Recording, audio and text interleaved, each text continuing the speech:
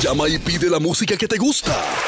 829-433-2407. La radio247fm.com. Tu emisora. Estás escuchando Habla País. Habla País. Habla País. Continuamos aquí en Habla País, donde tu voz se escucha. Tu voz se escucha en Habla País. Vamos. Estamos Habla País. Donde tu voz se escucha. No, Pues, alto y fuerte. Pues entonces, y Habla Ramón País. Félix Lebrón está en el Diario Libre Okay. haciendo un trabajito, pero él está ahí con su audífono escuchándonos. Pongo la pila para que llame. Tiene el link ahí para que llame. No puede llamar, él tiene el periódico encima. Ah, no, Sí, no, sí, no sí. hay, No hay forma. que mande su nota de voz. Yeah. Hace falta su turismo Sí, inteligente claro. Sí, y sí. sus opiniones sobre otros temas que son muy juiciosas. Muy certeras, así mismo. Pues, como les decía, fuera del aire, el presidente Luis Abinader va a juramentar ahora mismo a la comisión que se va a encargar de transformar la Policía Nacional. Bueno, no la tienen fácil. No será una varita mágica, porque con una varita mágica no es posible. No. Son acciones concretas y sistemáticas, o sea, continuas, punto por punto, identificando dónde está el sarpullido, si se quiere así decir. Ay, usted fue muy tierno. ¿Verdad? El sarpullido. La- Ay, hay más que eso, ¿Cómo se llama? profe. Cuando uno se desangra, ¿cómo se llama? Es la hemorragia. Sí, pero hay que tener fe, porque si no, tendríamos que cerrar el país y todos despedirnos.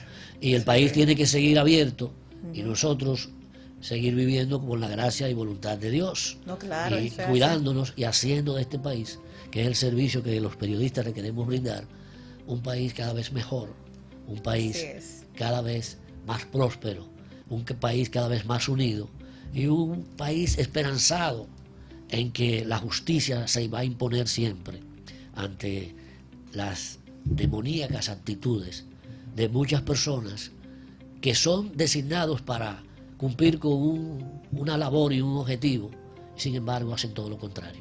Eso es así, y todos esperan que haya una verdadera transformación de la policía, porque con este acto de esta muerte vil de esta pareja de pastores, hemos reaccionado indignados, pero eso tiene un antecedente. Y el antecedente que tiene este caso es que muchas personas en nuestra sociedad justifican los intercambios de disparos y justifica cuando la policía mata a delincuentes. Y el justificar esos hechos que ha traído la consecuencia de estos actos, porque si en vez de esos pastores hubiesen resultado delincuentes, la gente iba a decir, ay, que bueno, ya salimos de unos cuantos. Y tú no puedes justificar eso, porque así como le pasó a esos pastores que supuestamente confundieron, puede pasar con un familiar tuyo, puede pasar conmigo, puede pasar con usted, profesor, puede pasar con Ulises, que Dios nos libre a todos, con Franklin. Pero es un hecho que la gente no debe, o sea, aquí la gente justifica cuando la policía mata a un ladrón o cuando mata a otro delincuente, y eso no debe justificarse de ninguna manera, porque eso lo ha empoderado a ellos a cometer actos que muchas veces involucran a personas como estos pastores, a muchachos de barrio que por envidia los matan y dicen que era un delincuente o que era un intercambio. Y entonces es un asunto de que en esta sociedad, como no se ha procedido correctamente, la policía no actúa correctamente, apresando a los delincuentes, llevándolo a la justicia sancionándolo de manera ejemplar, y lo que hay es que te apreso, te cojo un peaje y te suelto, o me tienes cansado, te apreso, te someto a la justicia, pero allá en la justicia el tipo resuelve y no hay una verdadera sanción. No, y hay denuncias peores, hay denuncias de que militares y policías y convocan a los delincuentes a que hagan tal cosa y tienen que traerme tanto. Así Como una es. cuota permanente. Exactamente, ¿Me sí. los puntos de droga. El pago Ulises, del peaje. Sí. ¿qué usted opina sobre eso, compañero? Póngase los lentes, no le dé vergüenza, que usted sabe que lo Mira, necesita. se lo quitó. Pero ¿cuál es el problema ese viejito? Asúmalo. Si voy a escribir algo, si voy a ver algo, pero a ustedes no tengo que ponerme lente para verlos porque estoy acostumbrado a verlos sin ellos, así que tranquilo. Además, a ustedes yo los veo como los ojos del alma, las letras no puedo hacer eso. Amén. No, miren, justamente el maestro Coco hablaba de que ahí hay personas muy correctas Y todo lo que ustedes han dicho es muy cierto. Y más allá de que este hombre le queda grande a la Policía Nacional, yo creo que la Policía Nacional a cualquier servidor público correcto le puede quedar grande. Esa es la realidad. Un hombre lleno de juventud, de experiencia, pese a su corta edad y de intenciones muy preclaras para hacer que las cosas funcionen, pero evidentemente que quienes están ahí no están jugando, al contrario, se las están jugando. Se las están jugando porque a eso es que están acostumbrados los oficiales superiores en la Policía Nacional. Y quien atenta contra sus intereses sencillamente los tiene a ellos de cerca y de frente. Si pudiéramos decir todas las diabluras que ese coronel ha hecho en su historia como policía, no nos bastaría lo que nos queda de programa. Pero yo lo voy a dejar ahí. Solamente quien es acucioso, quien puede investigar, sencillamente tiene que saber escudriñar en el pasado reciente y de toda su vida de ese coronel. Pero bueno, no me quiero fijar en el coronel encargado de la dotación, más bien en cada uno de los miembros de la Policía Nacional. Para que eso pueda arreglarse, no basta con poner un jefe de la policía correcto. Tiene que haber una estructuración, una estructura dispuesta a abolir esa vieja conducta que fue heredada desde los antepasados, porque eso no fue del trujillismo. Eso fue un asunto que se enquistó desde su fundación. Y más aún, que la clase política, yo diría que la clase política nacional ha apadrinado, ha protegido y ha ocupado toda su vida con el único interés de que les sean serviles y obedientes. Eso por ese lado. Pero se me pudiera hacer chicharrón la boca, se me pudiera secar si peco de injusto y no comento una escena que mi esposa y yo vivimos el domingo pasado. Habíamos ido donde mi hermano a verlo, a visitarlo, y se nos, por la avenida del Parque Mirador Norte, se nos explotó una goma. Como pudimos, salimos a la avenida Hermanas Mirabal y nos averamos ahí a la derecha. Y yo pues llamé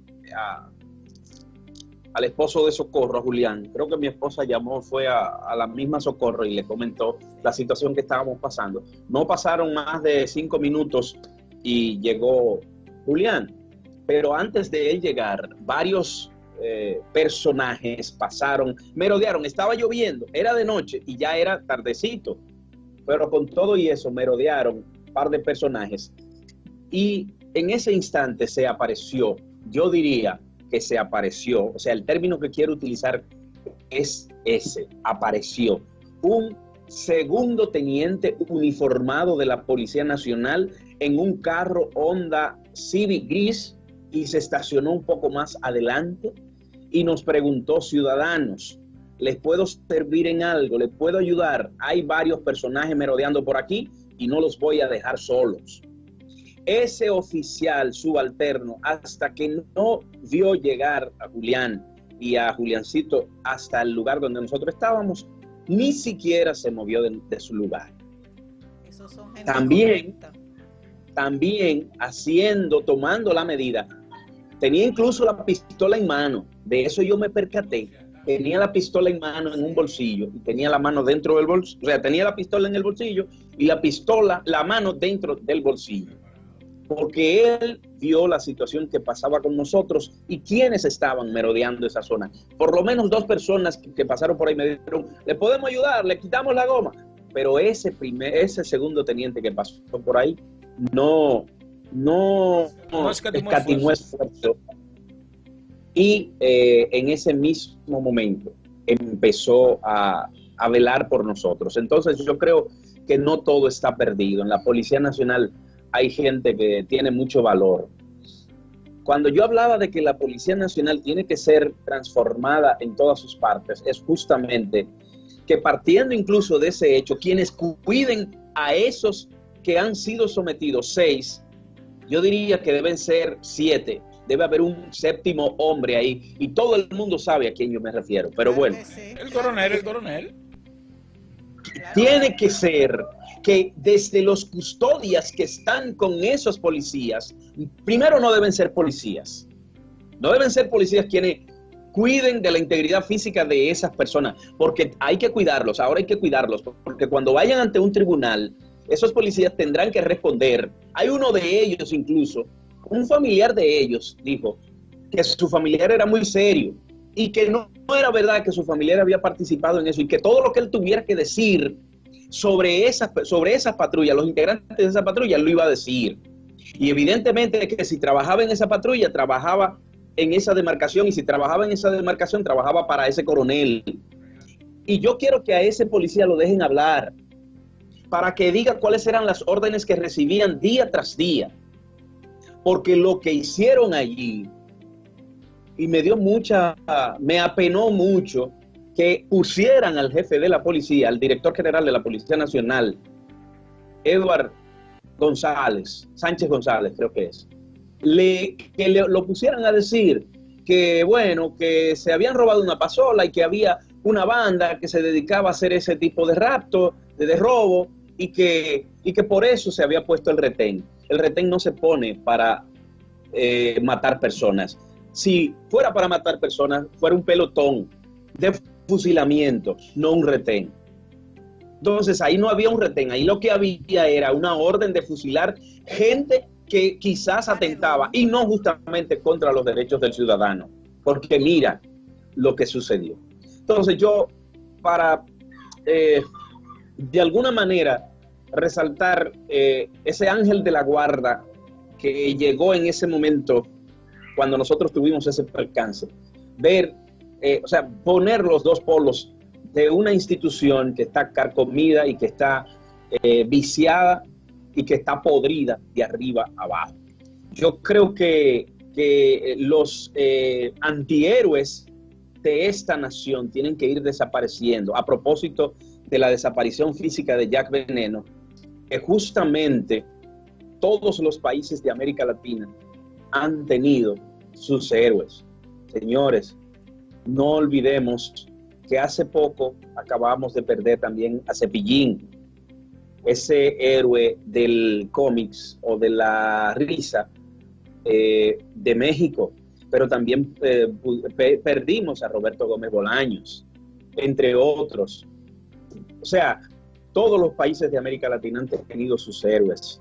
En este caso estamos hablando de un héroe que vendió valores, que vendió respeto a su mamá, doña Tatica, que en todas las exposiciones deportivas que hacía, que la lucha libre no es más que una exposición de un deporte, que aunque levantaba pasiones y hacía que la gente gastara su dinero yéndolo a ver, era un espectáculo y había que pagar por ello. Sin embargo, los valores que vendía Jack Veneno, él no tuvo que vender otra cosa. Él no tuvo que vender ningún antivalor para hacerse grande entre los grandes en la República Dominicana. Eso era lo que yo quería decir sobre ese tema.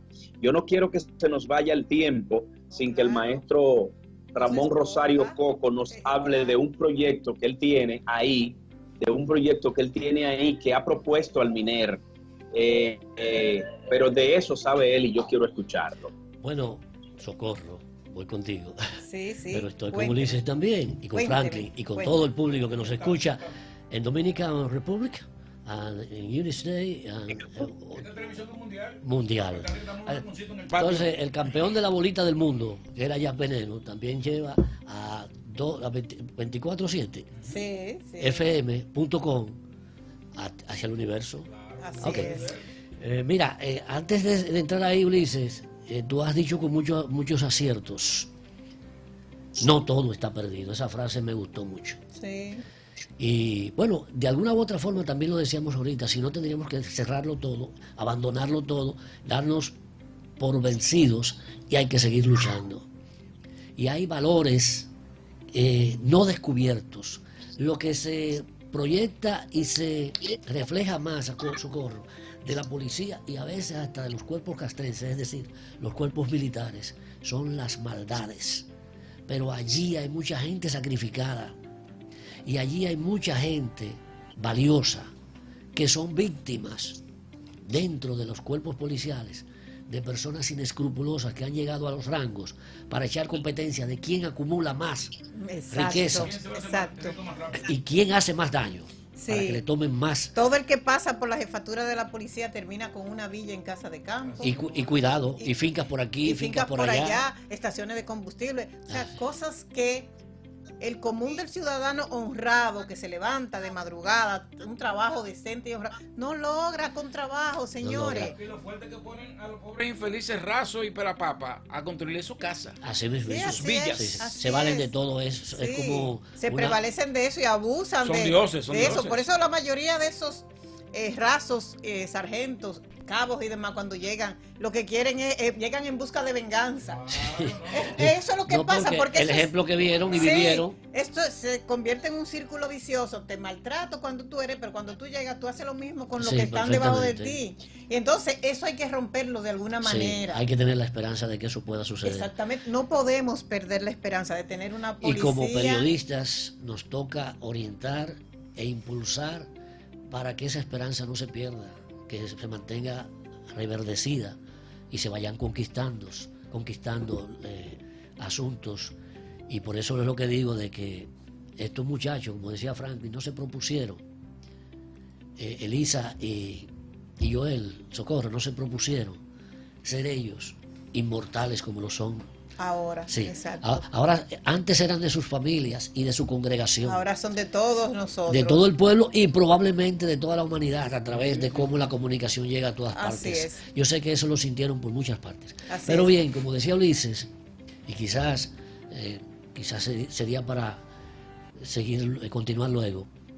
Pero, mira, nosotros propusimos, allá debe estar Lebrón escuchando esto, en octubre pasado, la Red Dominicana de Comunicadores lanzó una propuesta al MINER y al gobierno central en general, de la cual no nos respondieron, se la mandamos a todas las autoridades, a las universidades públicas y privadas, a los rectores de todas, a los colegios privados, al presidente, a Fulcar, a Franklin García Fermín, todos, proponiéndoles salvar la educación mediante la contratación de una gran cantidad de auxiliares docentes barriales, que estos sirvieran para crear en cada calle, en cada cuadra, en cada barrio, lo que se llaman salas de tareas.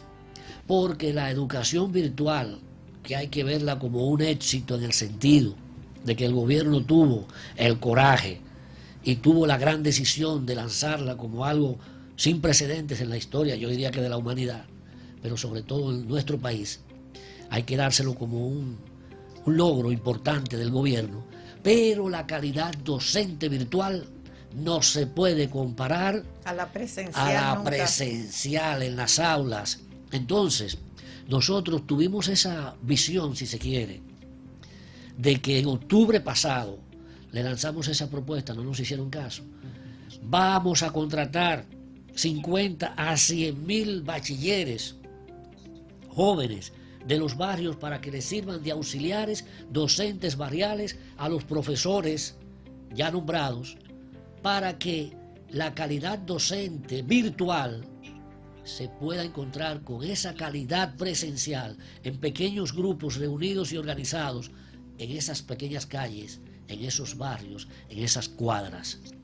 Todavía es posible. Hoy, y quizás eso lo lancemos como otra propuesta a la Presidencia de la República y al Ministerio de Educación, le estamos diciendo que hay que crear ahora, en verano, un campamento de verano para la recuperación y el repaso claro, que incluya diversión y entretenimiento Pero una especie de vocacional. nivelación porque tienen deficiencias Perf- con las clases virtuales. Nos captaste, o yo no sé si fue que me te robé tu idea. No, no, profesor. Socorro. No, profesor. No, es que ya soy yo el que aprendo de ustedes, así que recuerden eso. No, es que yo lo estoy viviendo en carne propia. Yo tengo un hijo adolescente que Ahí está está. tomando clases virtuales y yo le he dicho a mis compañeros aquí que yo sé que él tiene serias dificultades, por lo menos con 2 materias.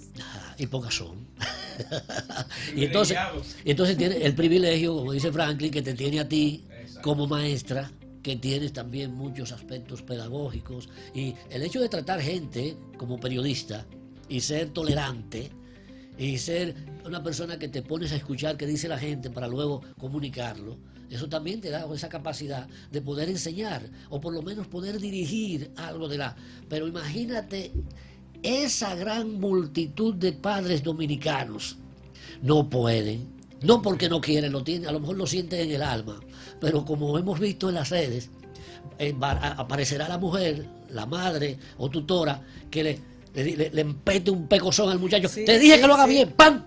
Eso Sí. lo vieron ustedes, ¿se acuerdan, no? Claro, lo Sí, vivimos sí. antes. En carne propia. Entonces, Con la esa- samurái. Pues le hacían su tatuaje a usted con la para que samurái. sepa. No, y ahora que en la cuestión virtual salieron unos memes, pero que eran unos memes verdaderos. Sí. Entonces, Ay, sí, yo que vi para una de... que pres- Ay, sí. Para que presentara le decían al niño, mira, tienes que presentar ahora ante el profesor la explicación. Entonces venía la mamá Sí. en ¿Qué brasieles. hace? Sí, Ay, es le que, da. toma, no te he dicho que lo hagas bien, pan, un pecozón, en medio del muchacho en el aire. Sí, ¿Me entiendes? sí. En el aire. Ok. Pero entonces, fíjense que ahí tenemos dos cosas. Hay que rescatar, debe ser una misión del gobierno, rescatar la calidad docente. Y no solamente con la entrada en la virtualidad vía televisión, radio, internet, todas las redes y esas cosas, ¿no? Hay que ir a la presencialidad, pero hay que invertir en ella. Hay que ver, por ejemplo, en las universidades nosotros estuvimos proponiendo en ese documento de 9 o 10 páginas que se crearan en cada facultad y en los pasillos del campus universitario, que es bastante amplio, Bastante espacio. bastante espacioso, que se construyeran o levantaran casetas de primeros auxilios con enfermeras, con médicos, ¿verdad? Para que allá en la universidad, por ejemplo, circulan cientos de miles de estudiantes diarios. O sea que eso es un hervidero de personas, ¿no? Entonces, tenía que estar a cierta distancia para que cada persona que diera un síntoma de que se sentía mal, de que pasaba esto, y también para estar vigilando. Entonces había que contratar, oye eso, Socorro, habría que contratar más conserjes, Sí. porque casi nunca en los planteles escolares ni en las universidades Tienen suficiente. se hace suficiente el servicio de limpieza, más ahora que debe ser estricto y total. Entonces, que haya gel por cada lugar, que haya... Que tengan el termómetro para Sí, medir y, temperatura. muy bien, esa es muy buena opinión.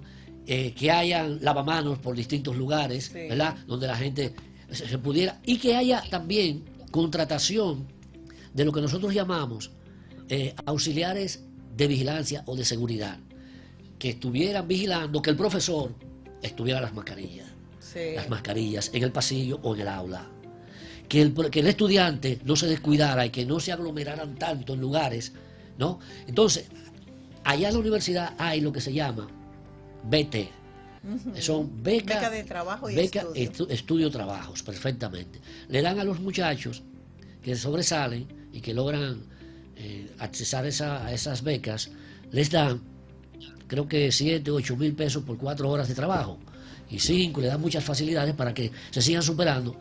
Bueno, pues con un estímulo sencillo, tanto a esos auxiliares docentes barriales como a esos auxiliares de seguridad institucionales, ¿verdad?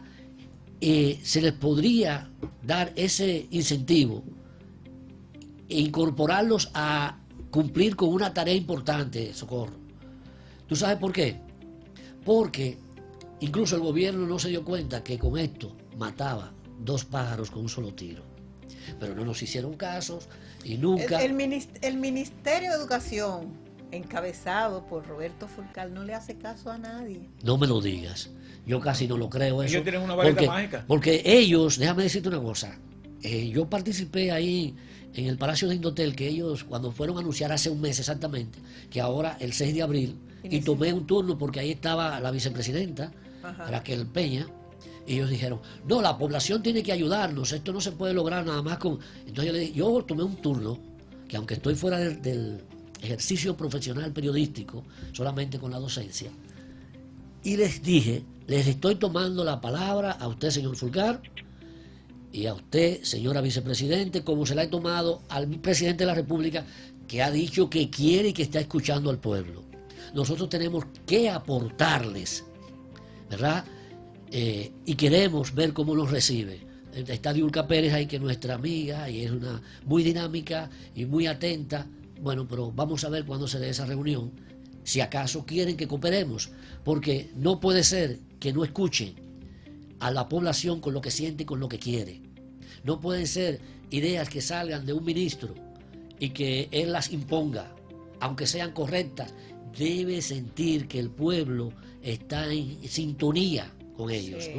Entonces, yo les decía que mataban, para darle el paso a Socorro, a Franklin o a Ulises otra vez. Para ir a la pausa. Pero... A la pausa nos vamos. Fíjate, ellos mataban 2 pájaros con un solo tiro. Porque una de las cosas que les están pidiendo los PRMistas ahora, por ejemplo, es empleos, ocupación. Y en esos auxiliares docentes barriales iban a tener supervisores por barrios o por cuadras que vienen, como en una calle, el que está con 6 muchachos, con 10, con 15, el asesor, o mejor dicho, el auxiliar docente barrial en su sala de tarea esté funcionando en los horarios en que estén planteados. Y eso les iban a dar 15, 10, 12, 8 mil pesos, 7 mil. Hubieran muchos también voluntarios simples, pero esos muchachos estarían en un gran servicio social, se estimularían a ser servidores de la sociedad y no se dejarían jalar por el ejército delincuencial juvenil, barrial, y estarían entonces saneando la sociedad, sirviendo a la educación y a la calidad docente, y también dándole qué hacer a esos muchachos. Así es. Bueno, continuamos cuando regresemos de la pausa, porque el proyecto es muy importante, es muy interesante y queremos conocer más. Bien. Estás escuchando Habla País. Habla País. Habla País.